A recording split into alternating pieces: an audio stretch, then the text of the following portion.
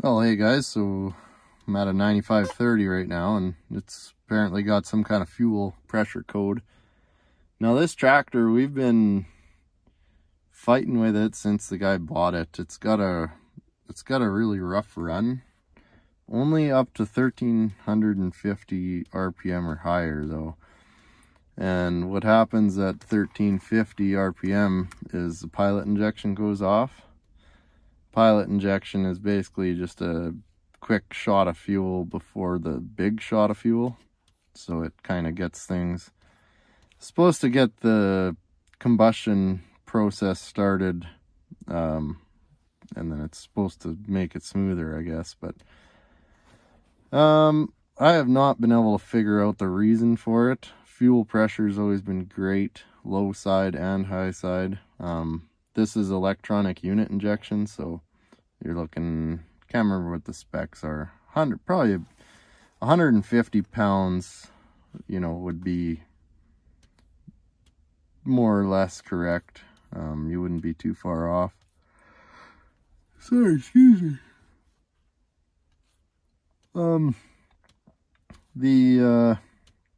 What did we do? We changed the fuel sensor one time because it was reading off compared to what a mechanical gauge was reading. I think that was the low side though. And then I pulled all the injectors out of it a little while back, last winter I think. Pulled all the injectors out and looked at the O-rings. Nothing wrong there. Did a valve set. That didn't help nothing. What else did I do? Well, I've done all the usual, check fuel pressure, cylinder cutout test, all that stuff, and there's no, have not been able to pinpoint this. So now supposedly it's throwing a code for high rail pressure, so we'll have to see if the sensor's just reading inaccurately or if the rail pressure is actually high. But I just kind of keep hoping that something's going to happen one day that'll reveal this this problem. So here we are, high pressure fuel signal moderately high. So this could just be a sensor reading inaccurately or a wire issue perhaps. But it could be that the fuel pressure actually is high. I mean, whenever the engine is cranking or running and the air is active. The high pressure fuel is above 1000 kPa or higher than expected for a selected engine speed. I don't know what 1000 kPa is, but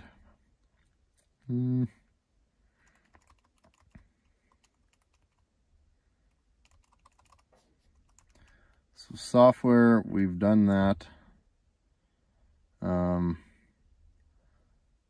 Is this code active? This code is stored. Just thinking it'll be active when we run it here. Low pressure fuel system check.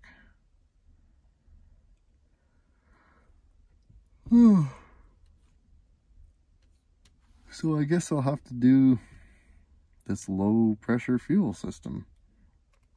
I really hate always having to go through all these troubleshooting steps in this damn thing.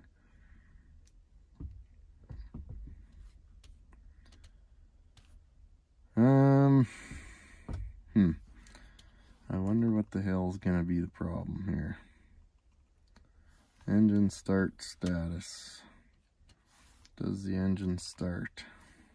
Let's find out.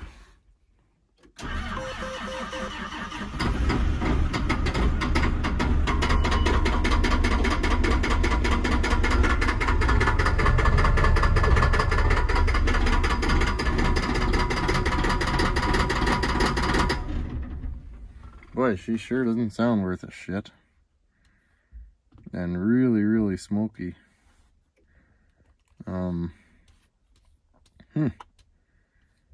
That was not nice at all. Oops.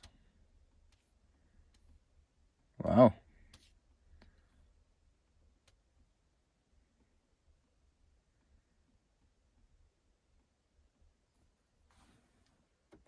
They do have the RPM up a little bit.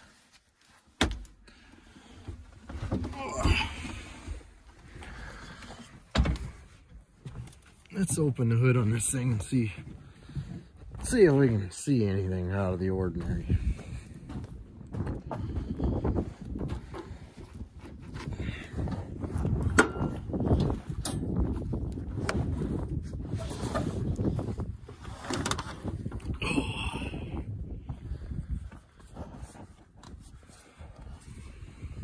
Got fuel in the filters here.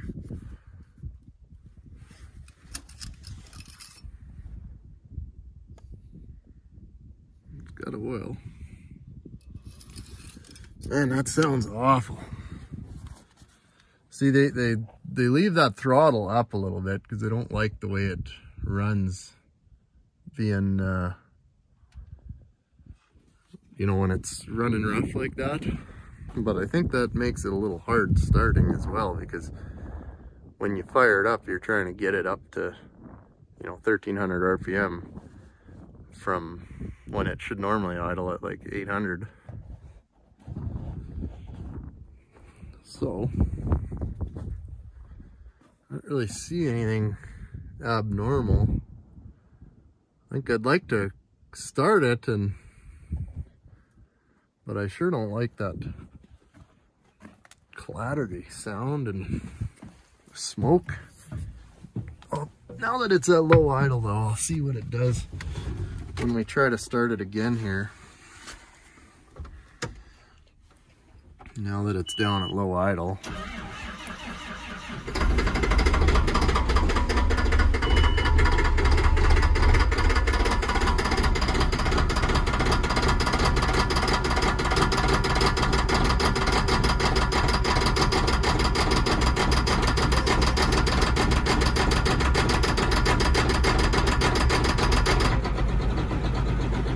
There it kind of leveled out, didn't it? So this is about how it normally sounds now. But I mean, this thing is just puking. It's never been this smoky. This is bad.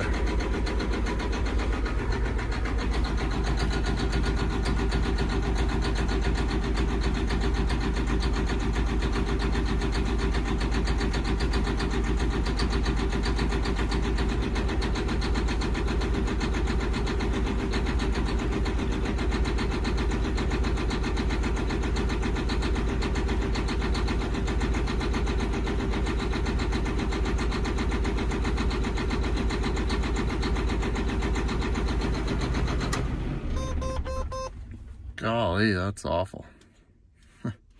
Man, this thing sounds terrible.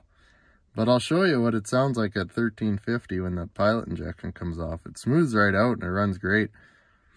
And when you're up at high idle, you know, doing actual work with it, it runs really good. No power issues or anything like that. No smoke, nothing. With ignition on and engine not running, the electric low pressure fuel pump should operate for a programmable period of time to prime and purge air from fuel system. The low pressure fuel sensor and high pressure fuel sensor should indicate similar pressure values under these conditions. Monitor the following data points in Service Advisor. So, is a high pressure fuel. Okay, so they want us looking at low pressure fuel and high pressure fuel in Service Advisor. Readings, ECU, maybe it's in hard starting.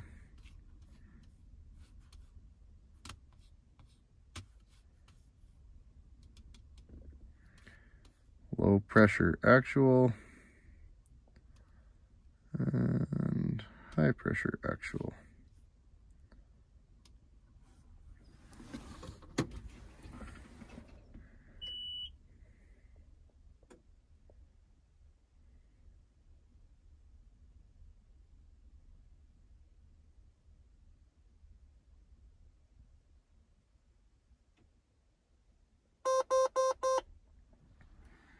So there.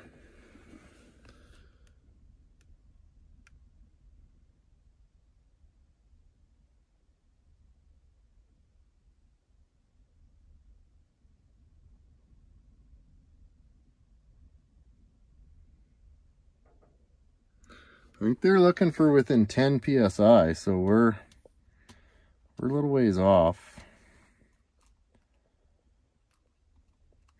I should verify the type of fuel system that we got here too, but well, I'm pretty sure it's a type 2.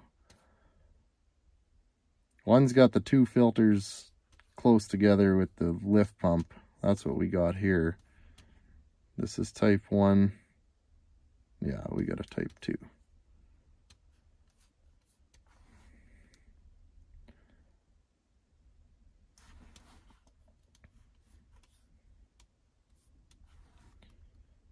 Is high pressure fuel actual pressure data point within 10 psi of low pressure fuel actual pressure within 60 seconds? Oops. And it is not. Low pressure hasn't even changed its reading. 32.2. I'm pretty sure that's what it was at when I showed it originally as well. I don't know if that would cause this issue though. So let's just say, well, if it's no, what do they want us to do? Check high pressure fuel sensor wire harness continuity.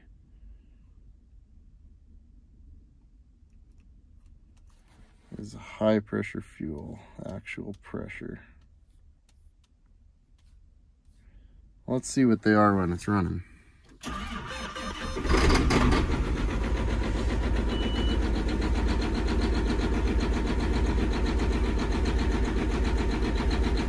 So that looks about right to me.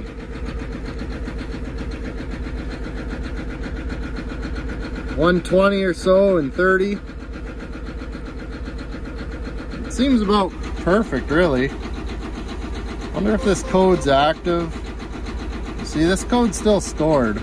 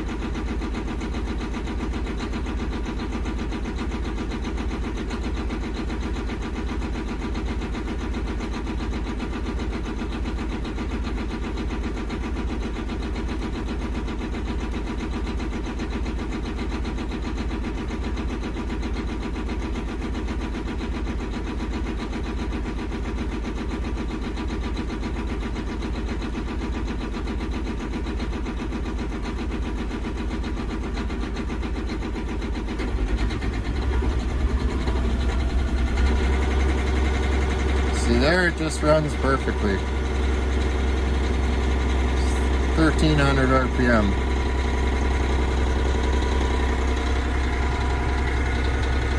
We got pretty much no smoke.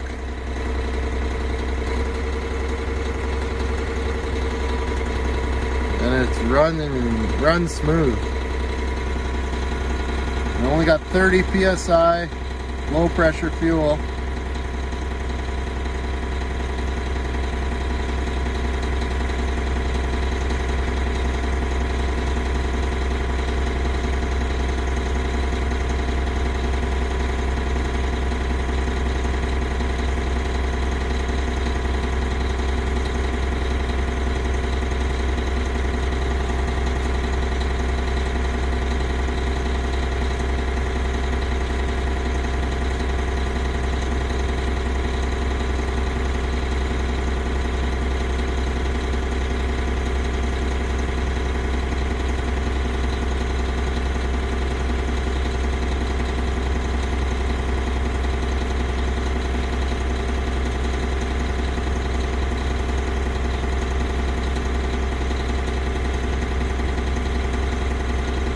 Okay, I'm gonna read through here and see what tests I want to do. Some of these I've done before.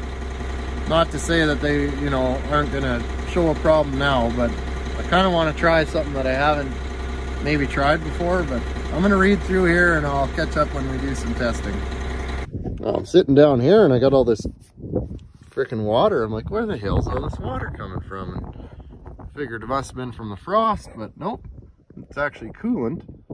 And if you look closely, it's just a little streamer there. So that plastic surge tank is cracked right on that nipple. Good old plastic.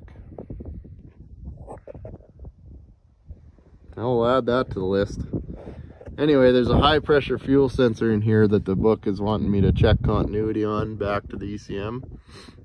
And I'm not really sure, to be honest, why. Like, I think if it lost continuity at any time that it would throw a different code. But maybe they're thinking that the continuity will be high and it's reading inaccurately. I'm not sure, but we'll do what they want us to do and we'll go from there, I guess. Oh guys, we're doing a bit of wire chasing now. So the book actually shows we want to be right here, sorry, right up here, J3. So if you're looking at this control module, you know, the left side of it, the top one is J3 according to what they say.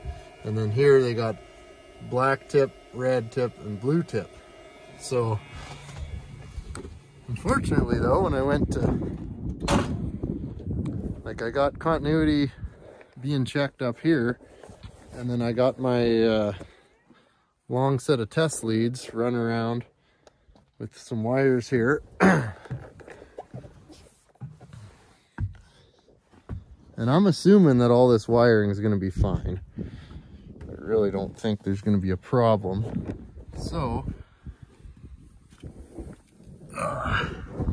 here's how easy it is to chase your tail. So I'm in the right pins up on this connector, right? But this is actually a black tip, then there's your red tip, and there's your blue tip. So I'm not getting any continuity out of these ones, but it's not actually the right one. I need to be on this one here. But that's how easy it is to start chasing your tail. So the picture was wrong, but we're gonna be able to figure it out here. So I gotta cut this guy. I'm just gonna set you up here.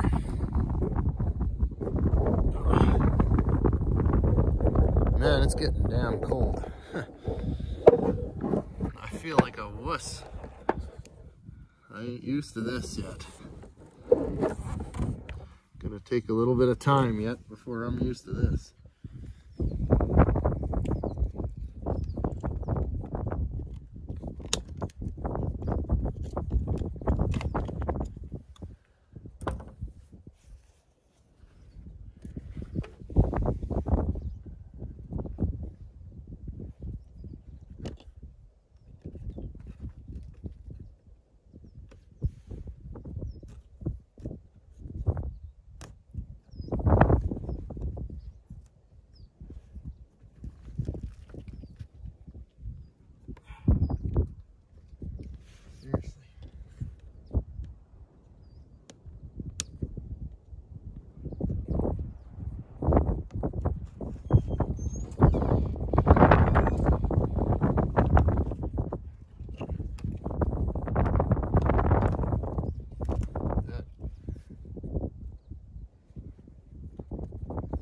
Makes more sense. So in H3 and 4, that's these guys. Slip my probes into there.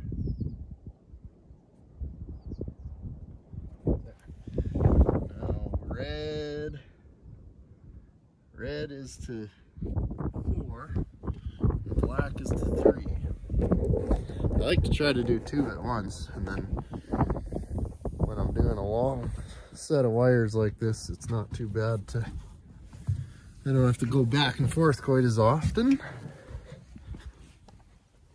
There, so now we come up to here. Now I can look at my wiring up here.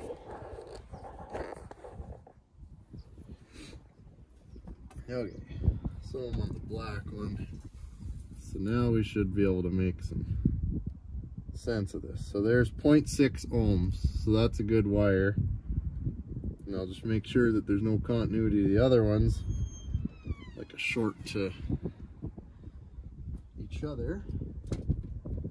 Now I'll switch over to the red wire.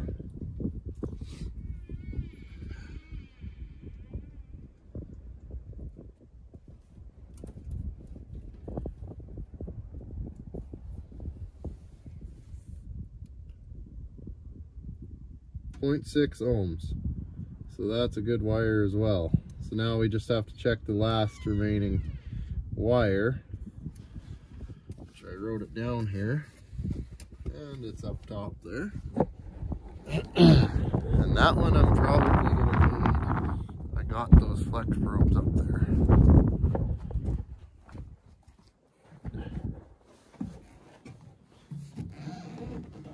I don't know why the hell they put all this shit back here. I guess it kind of keeps it out of the elements. Well, not really, but oh, where the hell is that piece of fucking paper? Damn it.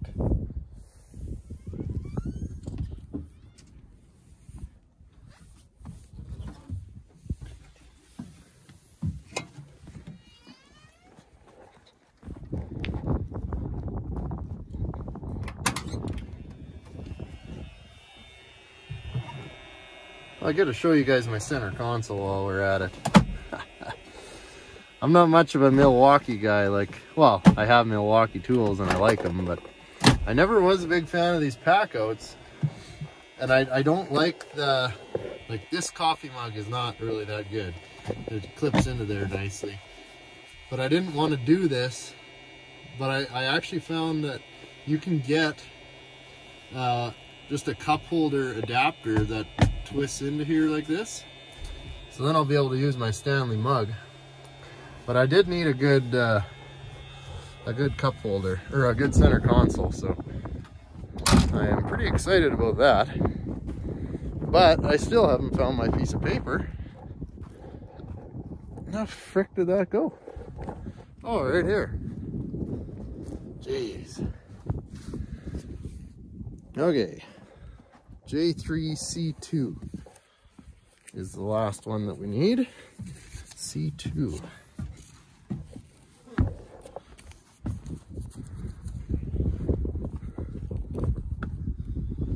Okay.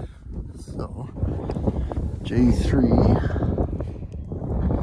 You can get rid of both of these ones. We don't need them. So then C2. C1, 2. Okay. I'm gonna have to switch to a different flex probe here.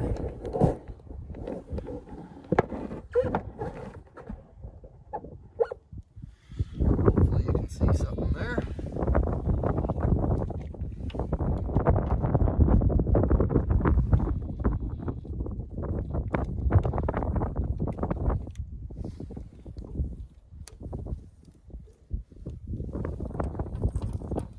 Happy it ain't any colder. This wiring checking freaking sucks when it's really cold. This sucks. This is just because you can't wear very big gloves. I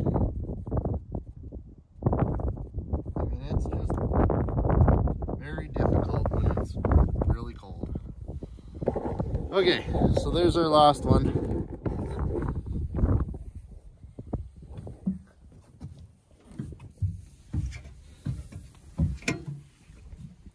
And then I think it says to replace the sensor if all this tests proper, but I think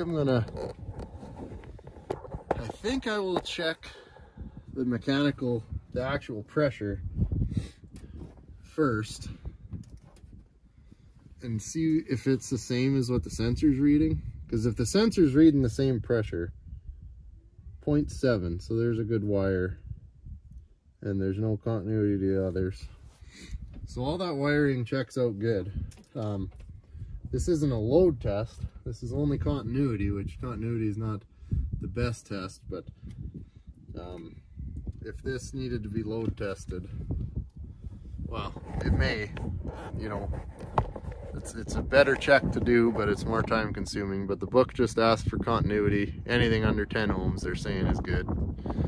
So I think now what I'll do is I'll probably tap a gauge in right there on that head return line is where they want it, and we'll see what the pressure is on a gauge compared to actual pressure. So okay, let me get that rigged up. All right, so I got my filter back on, tapped a gauge up there. That's a return line back to the filter head, coming through the head. It gets supplied back there, comes through the head and returns back to the filter head. I don't know why they check your pressure there. I mean, I guess it, yeah, it should be all the same as long as it's before the pressure relief or check valve back to tank. Oh. So I've got a gauge tapped into there. It might start a little bit hard because I got that filter, I had the filter off. I didn't dump any fuel out of it, but I did have it off. So basically the idea with this, why is that gauge reading?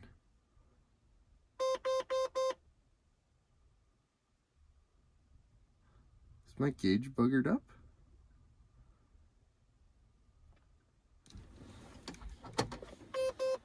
Oh no.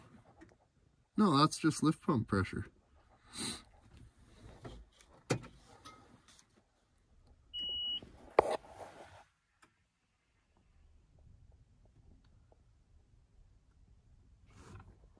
So that's reading what? Just about 25? Probably right around 25. I would need a smaller gauge to see more accurately at that pressure, but that's not the pressure that I'm really trying to troubleshoot, so I didn't select a gauge for that pressure. I got to get out of here pretty soon and go pick my daughter up at daycare. Not the newborn, but our firstborn one. She's 2. She was 2 in August. So she goes to daycare 2 days a week or something like that. I think my wife does the books and stuff, and she just finds it easier to do when the toddler is not there. And I do not blame her. But she does like daycare. If she didn't seem to like it, we wouldn't put her in it. Because I never liked daycare as a kid, so I always was like, I ain't putting my kids through that shit. But she seems to like it and has likes hanging out with all her little buddies and stuff, so that's pretty cool. Of course, I went to daycare in the big city, so it's probably pretty different in a small town. It's maybe a little more cool, a little more enjoyable, less rule following perhaps. Low pressure fuel. See, so high pressure's reading 18 to 20 pounds, and we're reading there, I don't know, that could be correct. But why is this low pressure always reading so high? I guess because it's before it's got to go through the injectors and everything, I guess. Anyway, I guess we'll fire it up and then see what our pressures read.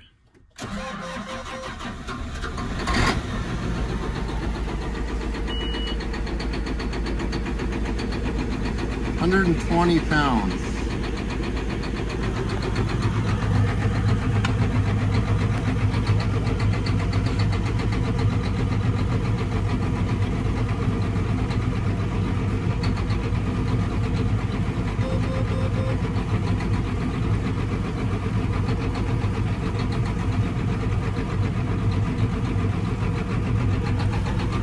So our gauge is reading 100, but we're reading 120 up here.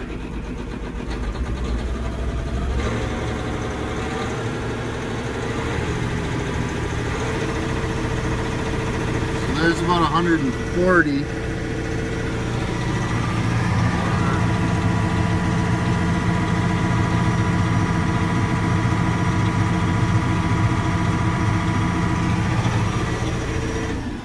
Yeah, so it's consistently reading about 20 psi off.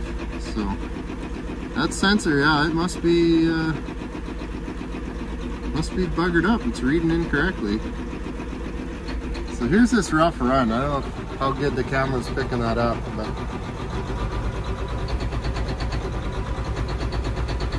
there you can really hear it. So that's like 990 RPM. As soon as the pilot injection comes off, which is 1350, which I'll bring it up to here in a second, just listen to the change.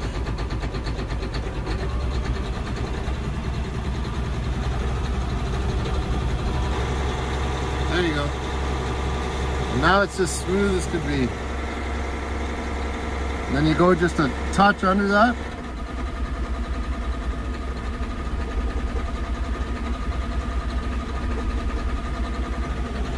And I mean, it is shaky. I mean, look at that stack. Might be hard to see on the camera, but everything's just moving around, shaking. And there, everything's perfectly still.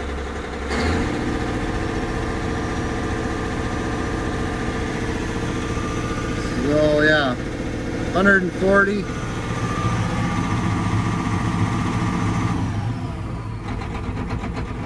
Down to 100. So we're 20 psi off the whole time. So, well, I'd say that's that. We'll get a sensor and then we'll come back to this one, I guess. Thanks for watching.